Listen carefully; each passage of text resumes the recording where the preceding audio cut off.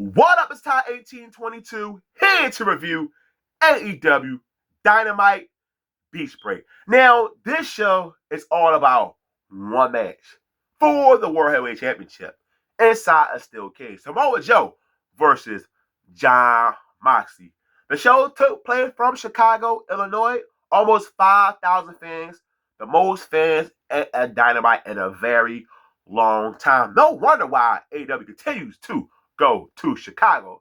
Now, let's talk about what took place on the show. We kick it off with a tag team match. Will Ospreay teams with Hangman Adam Page versus Nakeshka and Josh Alexander. I really enjoyed this match. Talk about a hot opener, and I really love when they were teasing of Hangman and Will Ospreay accidentally hitting each other, but they did get the victory. I love the end of the Blade Runner combo with Hangman, Buckshot Lariat, post-match Nakeshka and Josh Alexander went on attack, but they were able to get the upper hand. But by mistake, Will Ospreay hits Hangman because he thought it was Josh Alexander or Nakeshka. This match at Double Nothing is such a big time match. No one can turn the ship. The winner will face Moxley at all in Texas, and I would not be mad who win, because both guys are definitely worthy of being the brand new AEW Heavyweight Champion. Ricochet versus Zach Gowen. If you didn't see what took place with Zach Gowen and Ricochet, it happened on Collision. Zach Gowen is an inspiration to so many people. I remember this guy in that match with Brock Lesnar. F5 to the pole, chair shot to the head with his mom crying, pushed him down on the wheelchair. I would never forget that moment as a professional wrestling fan. In 2025, I'm seeing Zach Gowen once again. It's awesome to see him continue still to be doing this today. Ricochet continues to be one of the best things in AEW. This match did his job for Ricochet to make him the heel he is in the company. This guy left the W, which is all about character development and storytelling, but he's doing it in AEW. Ain't this funny how professional wrestling works? After the match over, Ricochet was going to continue to beat down Zach Gowen after his victory, but Mark Briscoe made the save. We heard people. We heard people. We heard people. The Hurt Syndicate versus Top Flight last week. Top Flight asked for a tag match, but MJF ended up beating both guys down. The Hurt Syndicate took care of Top Flight. Then we have Dustin Rhodes and Sammy Guevara, Action Andretti, and Leo Rush. Both tag teams won a shot at the Hurt Syndicate for the AEW Tag Team Championship. It was announced both teams will face each other at Collision. The winner will face the Hurt Syndicate, and we all know why the Hurt Syndicate was still out there. Because will Bobby Lashley finally give MJF that thumbs up? And I love how Shelton Benjamin went in the back to look for MJF. He was hiding. You got Tony Khan making an on-screen appearance, and he ended up snitching on MJF. MJF seemed very worried because he was thinking maybe the Hurt Syndicate will end up hurting him. MVP always wanted MJF and Hurt Syndicate. Shelton Benjamin been giving him a thumbs up. And it's all about one man, and that's Bobby Lashley. And Bobby Lashley teased like he's going to give him a thumbs down, but he officially gave him a thumbs up, and the crowd popped big time for it. This has been one of the most entertaining angles in AEW. MJF cannot be a heel anymore. The crowd wants to root for MJF. They know how good this guy is. It gets to a point in every wrestling career when you are so great at something and you draw massive heat as time going, they start to love it, just like it was with The Rock in the WWE. The same apply to MJF. He's a part of the Hurt Syndicate, but he will sign a contract next week. I smell a swerve because it is a former member of this stable. 90 days is up, and I cannot wait to see the debut of Cedric Alexander.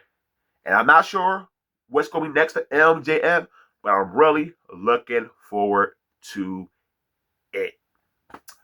An AEW Women's Championship Eliminator match. The champion Toni Storm versus Mina Shirakawa. She is officially All Elite versus, what's her name again? Azume, who won the Strong Style Championship and that triple threat from Mercedes Moné. and whoever else was in that match. And the return of Sky Blue, so happy to see her return back to AEW in her hometown of Chicago. And this was a good fatal four-way. And by my surprise, Mina Shirakawa defeats Toni Storm in this fatal four-way. And she will face her at AEW Double or Nothing. Now that we have Mina Shirakawa versus Toni Storm, we all know there's one more person who had history with both ladies. We will see. If not, then we can say we know where she is heading to.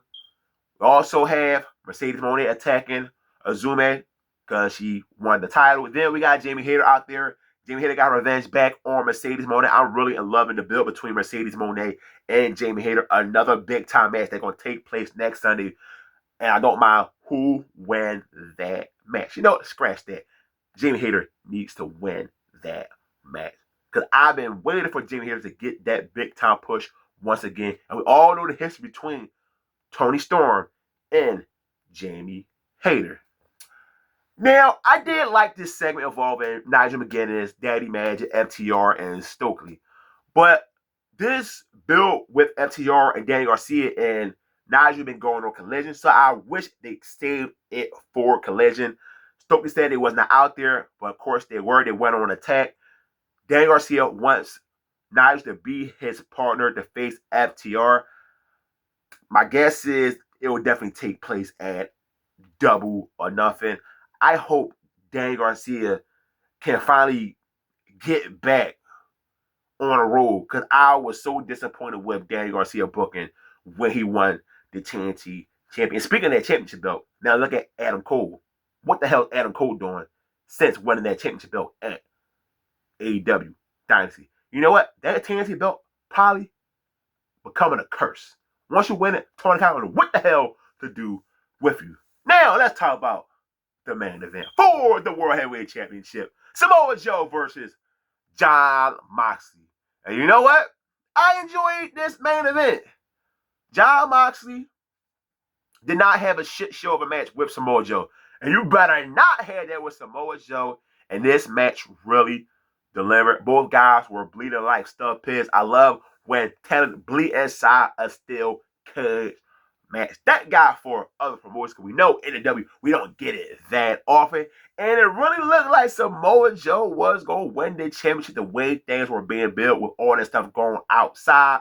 Then we see a man in a black hoodie, bloodline style shenanigans. It is Gabe Kidd handed Moxley the briefcase, hit Samoa Joe with it to retain his AEW World Heavyweight Championship. Then we got all the shenanigans post-match. The Bucks come out.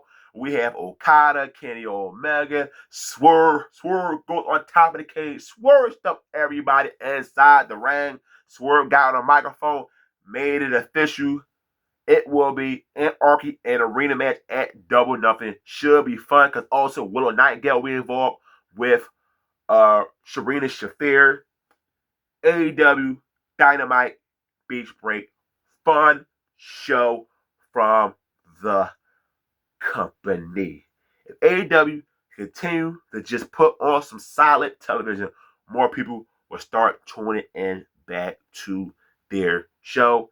Next Wednesday is the Go Home show. Hopefully, that's another good one. And of course, AEW Double Nothing, a show I will be ordering. Look out for the previous prediction video on Thursday. And of course, after the show on Sunday, the review. So if you watch AEW Dynamite Beach Break, give me your thoughts on this episode. I will probably everybody in the comment section per usual. Hit the like button on this video. As always, don't forget, hit the subscribe button. I'm out. Peace.